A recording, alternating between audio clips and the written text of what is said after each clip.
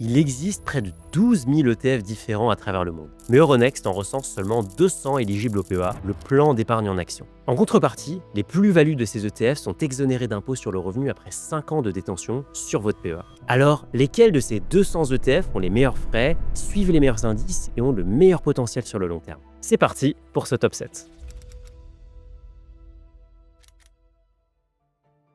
Commençons par le plus universel, le MSCI World. Créé en 1969, cet indice regroupe 1500 entreprises de 23 pays développés. États-Unis, Japon, Royaume-Uni, France, Allemagne, Suisse. En clair, en achetant une part d'ETF MSCI World, vous possédez un bout d'Apple, de Microsoft, de Nestlé, de Toyota ou encore de LVMH. Mais attention, MSCI World sonne diversifié, alors qu'en réalité, les États-Unis pèsent 70% de l'indice. Donc quand vous achetez du MSCI World, vous achetez surtout de l'Amérique, avec un peu de Japon, un peu d'Europe et des miettes du reste. Alors le nom de cet indice est peut-être galvaudé, mais ce n'est pas forcément un problème. D'une part, les entreprises américaines surperforment depuis des décennies. D'autre part, un investisseur averti peut compenser ce biais en construisant un portefeuille volontairement plus équilibré. Sur PEA, 3 options s'offrent à vous. Le CW8 d'Amundi, lancé en 2009, avec 5 milliards d'euros d'encours. Avec 0,38%, les frais peuvent sembler un peu élevés. Mais il ne faut pas oublier qu'un ETF avec beaucoup d'encours sous gestion, c'est aussi beaucoup d'acheteurs et de vendeurs. Vous achetez et vendez facilement et l'écart entre le prix d'achat et le prix de vente est minime. En bref, vous bénéficiez d'une excellente liquidité et les risques de fermeture de l'ETF sont réduits. A contrario, l'émetteur d'un ETF avec quelques millions d'euros d'encours peut décider de le liquider du jour au lendemain s'il le juge non rentable. Idéalement, il vaut mieux viser les ETF qui ont plus de 500 millions d'euros d'encours avec un minimum de 100 millions dans la mesure du possible. La deuxième option, c'est le iShares MSCI World Swap PEA, géant américain BlackRock. 6,13% des utilisateurs de l'application Finari l'ont dans leur portefeuille boursier, ce qui en fait le deuxième ETF le plus apprécié par notre communauté. Arrivé fin mars 2024, le iShares facture 0,25% de frais annuels. La troisième option, le nouvel ETF Amundi lancé en mars 2024 afin de contrecarrer l'arrivée d'iShares sur ce segment. Avec 0,20% de frais annuels, presque la moitié du CW8, c'est l'alternative la moins chère du marché. Il pourrait être tentant de l'intégrer dans son portefeuille, mais l'absence d'historique nous empêche de connaître la qualité de la gestion. Traditionnellement, on l'estime avec la tracking error, la précision et la régularité avec laquelle l'ETF suit la trajectoire de son indice. Attention à ne pas confondre la tracking error et la tracking difference. La tracking difference, c'est la différence de performance finale entre l'indice et son ETF. Un ETF peut très bien afficher des frais très bas, par exemple 0,20%, mais sous-performer son indice de 0,15% par rapport à un concurrent. Du coup, cela annulerait l'avantage des frais. Mais avec 10 ans d'historique et un tracking error de seulement 0,05% depuis son lancement, on dispose du recul nécessaire pour savoir que la réplication du CW8 est qualitative. A l'inverse, nous n'avons qu'un an de recul sur les nouveaux ETF d'Amundi et d'iShares. Si vous privilégiez la solution la plus éprouvée, historique long, encours élevé, le CW8 peut constituer un choix pertinent. Vous voulez les frais les plus bas en acceptant un petit risque? Eh bien dans ce cas-là, le nouvel ETF Amundi est fait pour vous. Vous voulez diversifier les émetteurs? Eh bien dans ce cas-là, vous pouvez vous tourner vers iShares. À titre personnel, je ne suis pas très fan de l'idée d'avoir plusieurs ETF pour répliquer un indice. Je préfère avoir un très gros émetteur pour un indice donné. Et quand on parle de MSCI World, un autre indice n'est jamais bien loin. Le S&P 500, c'est l'indice le plus célèbre au monde. Créé en 1957, il regroupe les 500 plus grandes entreprises américaines. Apple, Microsoft, Amazon, Nvidia, Alphabet, Meta, Berkshire Hathaway, JP Morgan. C'est le cœur de l'économie américaine et par extension, le cœur de l'économie mondiale, puisque ces entreprises génèrent leurs revenus sur l'ensemble de notre planète. Historiquement, le S&P 500 a délivré environ 10% de rendement annualisé sur les 50 dernières années. Attention, ces performances passées ne préjugent pas des performances futures. Fait intéressant, sur ces 50 années, il n'y a eu que 2 années où le S&P 500 a fait un rendement compris entre 8% et 12%. La liquidité maximale, c'est l'indice le plus suivi au monde. Des milliers de milliards de dollars y sont investis. Mais attention au risque de concentration sectorielle. La tech représente 30% de l'indice à elle seule. Les Magnifiques 7, Apple, Microsoft, Amazon, Nvidia, Alphabet, Meta et Tesla pèsent une part historiquement élevée. Bulle de l'IA ou pas, vous devez être conscient de cette concentration. Afin d'évaluer la diversification de votre patrimoine, j'ai créé un scanner dédié au sujet sur Finari. En un clic, vous voyez les zones géographiques sur lesquelles vous êtes exposé et surtout surexposé. Vous voyez aussi les secteurs sur lesquels vous êtes exposé. Trop de tech, trop d'entreprises américaines, trop d'ETF qui se recoupent entre eux. Ce scanner de diversification est un outil parmi plein d'autres qu'on propose sur Finari et qui vous aide à mieux gérer votre portefeuille. Un autre risque pèse sur le S&P 500, le risque de change. Et oui, le S&P s'échange en dollars. Si ce dernier fluctue face à l'euro, votre performance va être impactée. Mais comme pour le MSCI World, vous vous demandez peut-être comment un ETF américain peut être éligible au PEA qui historiquement est réservé aux entreprises européennes. La solution s'appelle la réplication synthétique. Concrètement, l'ETF détient un panier d'actions européennes, françaises, allemandes, italiennes, ce qui respecte la règle des 75% du PEA. Mais en parallèle, l'ETF conclut un contrat d'échange, un swap, avec une banque d'investissement qui détient les vraies actions américaines. Cette dernière s'engage à verser à l'ETF la performance exacte du S&P 500. Résultat, vous obtenez la performance du S&P 500 et l'ETF respecte les règles du PEA. Pour le S&P 500, 3 options s'offrent à vous. L'Amundi PEA S&P 500 avec 0,15% de frais et plus de 2 milliards d'euros d'encours. D'ailleurs, le BNP Paribas Easy S&P 500 propose les mêmes frais de 0,15% avec plus d'1 milliard d'encours. Enfin, Amundi offre aussi une version couverte ou hedgée contre le risque de change avec cette fois 0,28% de frais annuels. Ces ETF hedgés neutralisent les variations de change entre le dollar et l'euro. Si le S&P fait plus 10%, vous faites plus 10%. S'il fait moins 10%, vous faites aussi moins 10%.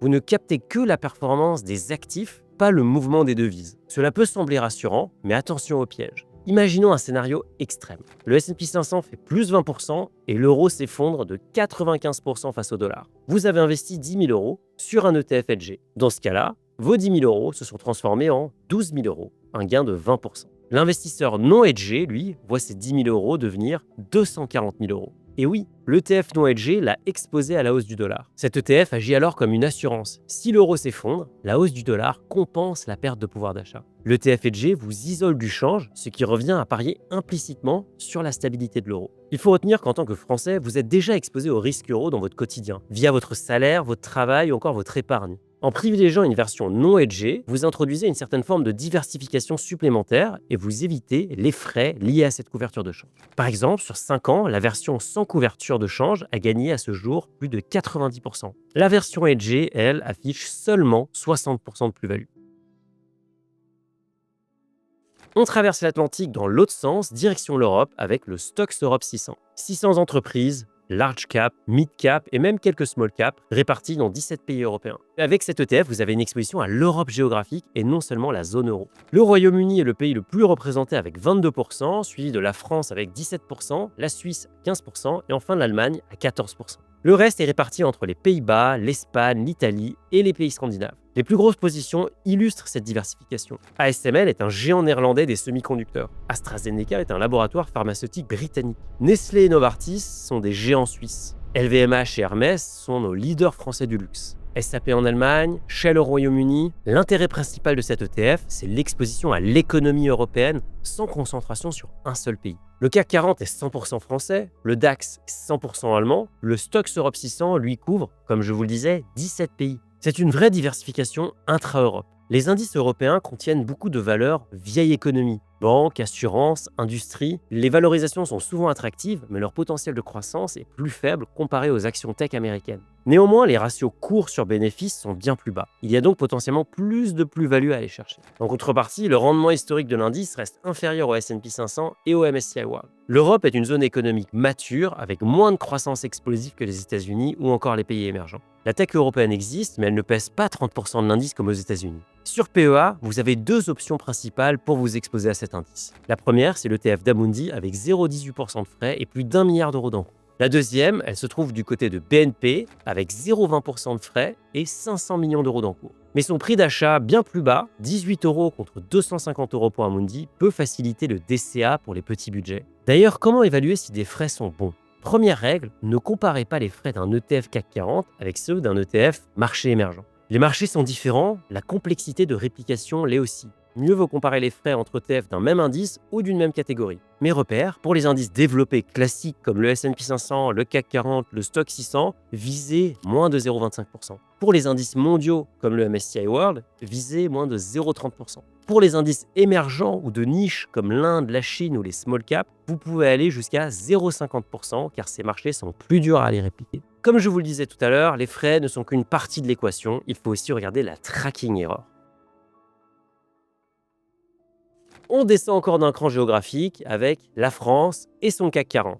Sa performance cette année, 9,5%. Créé le 31 décembre 1987, il regroupe les 40 plus grandes capitalisations françaises. LVMH, Total Energy, L'Oréal, Sanofi, Air Liquide, BNP Paribas, Hermès, Schneider Electric, Safran. Côté secteur, l'industrie domine avec environ 30%, suivi de la consommation discrétionnaire, principalement le luxe, à 20%, puis ensuite les valeurs financières avec 13%. Si vous êtes français et que vous investissez sur un PEA, avoir une poche France peut avoir du sens. Vous connaissez ces entreprises, vous consommez peut-être leurs produits, vous comprenez leur environnement. La diversification sectorielle est naturelle, luxe, industrie, énergie, finance, santé. Le CAC 40 n'est pas dominé par un seul secteur. D'ailleurs, les valeurs françaises réalisent la majorité de leur chiffre d'affaires en dehors de la France. Les dividendes sont historiquement attractifs, environ 3% de rendement sur le long terme. Ces dividendes correspondent à l'ensemble des dividendes qui sont versés par les entreprises détenues au sein de l'ETF pendant une année donnée. Les limites, elles, sont évidentes. La concentration géographique est totale. Ces valeurs vont être assez impactées par le contexte politique et économique de la France. Le rendement long terme, lui, est historiquement inférieur aux indices mondiaux. La France représente seulement 3% du PIB mondial. Miser uniquement sur le CAC 40, c'est laisser de côté une grosse partie de l'économie. Sur le PEA, deux options s'offrent à vous. L'ETF CAC 40 d'Amundi avec 0,25% de frais et plus de 500 millions d'euros d'encours. Grâce à l'acronyme AC ou Accumulating, on sait que cet ETF est capitalisant, c'est-à-dire qu'il réinvestit automatiquement les dividendes perçus. Ça vous permet de bénéficier des intérêts composés encore plus vite. La version BNP affiche les mêmes frais de 0,25%, mais c'est un ETF ESG et distribuant, donc vous touchez les dividendes et vous avez un filtre sur certaines valeurs. À titre personnel, je préfère les ETF capitalisants puisqu'en réinvestissant les dividendes, ils me permettent d'accroître mon patrimoine automatiquement. A l'inverse, un ETF distribuant va vous distribuer des petits montants qu'il va falloir réinvestir et sur lesquels il va falloir repayer des frais de transaction. Après les grandes capitalisations, place aux petites avec le Russell 2000. Environ 2000 entreprises américaines, mais pas les géants, les petites et moyennes valeurs, le segment Small Mid Cap. Ce sont des entreprises plus jeunes, plus dynamiques, plus domestiques. Moins de multinationales, plus d'entreprises tournées vers le marché intérieur américain. Côté secteur, la finance est en tête avec 17%, suivi de l'industrie à 15%, la santé à 14% et enfin la tech à 13%. L'intérêt principal, c'est la diversification par taille de capitalisation. Comme vous le savez, le S&P 500 est très concentré sur quelques valeurs tech. A l'inverse, le Russell 2000, lui, est très diversifié sur de nombreuses petites valeurs. Depuis une dizaine d'années, les small caps sous-performent systématiquement les grands indices. D'ailleurs, en 2025, le Russell 2000 a encore sous-performé le S&P 500 avec seulement 11%. Mais sur le long terme, son potentiel de surperformance reste intact. L'indice est plus risqué, il y a plus de volatilité, mais le rendement potentiel, lui, est aussi plus important. De plus, vous vous exposez à l'économie domestique américaine, qui est moins dépendante du commerce international et des tensions géopolitiques. En contrepartie, la volatilité est supérieure. Ces entreprises sont plus fragiles. Elles peuvent doubler, mais aussi s'effondrer. La sensibilité au cycle économique et au taux d'intérêt, elle, est accrue. Quand la Banque centrale américaine, la Fed, monte les taux, les small caps souffrent davantage. Il n'existe qu'un seul ETF PEA pour cet indice. C'est Amundi qui le commercialise et il facture 0,35% de frais avec environ 400 millions d'euros d'encours. Profitons de cet ETF pour aborder un concept intéressant, l'approche cœur-satellite. L'idée est simple, votre portefeuille se divise en deux parties. Le cœur, ou core en anglais, c'est 70 à 80% de votre portefeuille.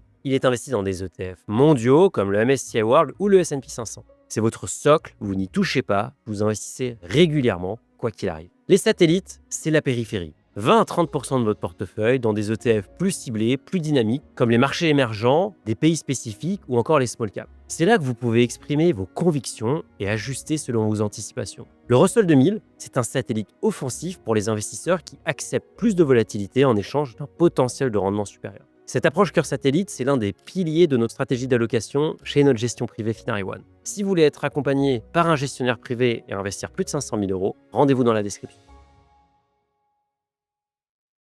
Maintenant, direction les pays émergents avec le MSCI Emerging Market. Sur 2025, l'indice affiche plus 27%, un chiffre à prendre avec des pincettes compte tenu de sa volatilité. Dans cet indice, vous retrouverez environ 1200 entreprises, large et mid-cap, réparties entre 24 pays émergents. La Chine est en tête avec 25%, suivie par Taïwan et l'Inde respectivement à 18%, puis la Corée du Sud à 12%. Le reste est dispersé entre le Brésil, l'Afrique du Sud, le Mexique, l'Indonésie et d'autres pays. Côté secteur, c'est la tech qui domine avec 22%, suivi de la finance à 21% et la consommation discrétionnaire à 13%. L'intérêt principal de cet ETF réside dans son potentiel de croissance. Ces économies sont en plein boom, avec une démographie favorable, une consommation en hausse et une industrialisation en fort développement. Sur le très long terme, les émergents ont théoriquement un potentiel supérieur aux pays développés. Ils partent de plus bas, ils ont donc plus de chemin à parcourir.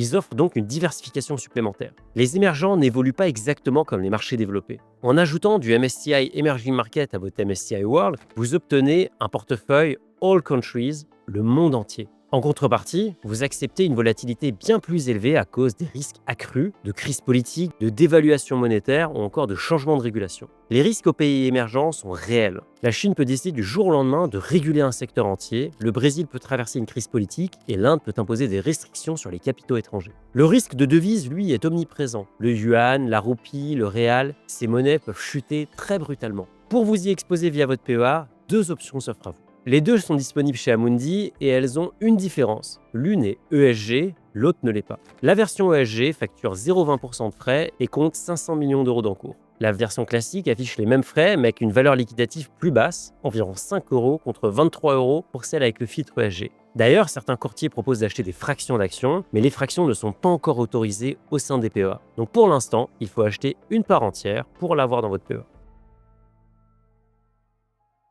Ceux qui veulent s'exposer au marché asiatique pourraient être tentés par l'indice MSCI China. La Chine, c'est évidemment la deuxième économie mondiale, un marché domestique de 1,4 milliard de consommateurs, des géants de la tech comme Alibaba, Tencent ou encore BYD. Le marché chinois a sous-performé les grands indices ces dernières années et les valorisations locales sont assez basses. Mais 2025 a été une année particulièrement faste avec une performance annuelle en dollars de près de 33%. La Chine permet également une décorrélation des marchés occidentaux. Son économie est très particulière et a tendance à ne pas suivre les tendances. Mais les limites sont nombreuses. La volatilité est importante, le marché chinois peut perdre 50% et reprendre 80% en quelques années. Le risque géopolitique est réel. Entre les droits de douane de Trump, les tensions autour de Taïwan et les sanctions technologiques, il y a de quoi faire. La gouvernance des entreprises cotées peut être parfois opaque et le contrôle de l'État sur les entreprises est important. Jack Ma, le fondateur d'Alibaba, a disparu pendant des mois et des secteurs entiers comme celui du jeu vidéo peuvent être régulés du jour au lendemain. Pour s'exposer à la Chine, il faudra aller encore une fois chez Amundi avec un ETF qui facture 0,65% de frais et affiche 80 millions d'euros d'encours. À ce jour, c'est le seul ETF Chine pur éligible au PEA. En guise d'alternative, je vous propose la version Emerging Asia, mais c'est un ETF régional qui dilue l'exposition entre la Chine et le reste de l'Asie. Point important, la Chine représente déjà 25% du Emerging Market. Donc si vous détenez déjà l'indice marché émergent, en réalité, vous êtes déjà très exposé à la Chine.